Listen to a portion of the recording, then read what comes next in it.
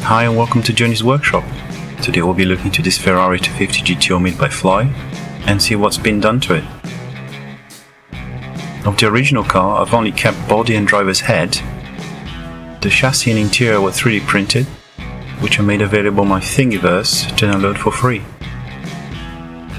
Another component developed around the same time was my latest lights board, which works on analog or digital cars.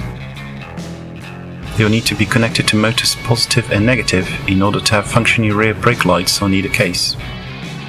The brake lights will only activate when motor has lost sufficient RPM or fully stop. This board is currently available on my eBay.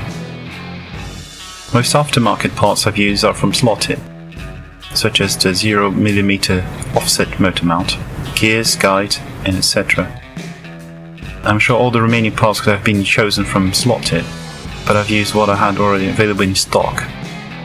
Wheel size recommended should be no more than 10mm wide, front and rear, and total diameter including tires, no more than 20mm for the rear and 19 for the front. Axles can be from 45 to 48mm depending on your wheels. You can find links for all the parts previously mentioned above in the description.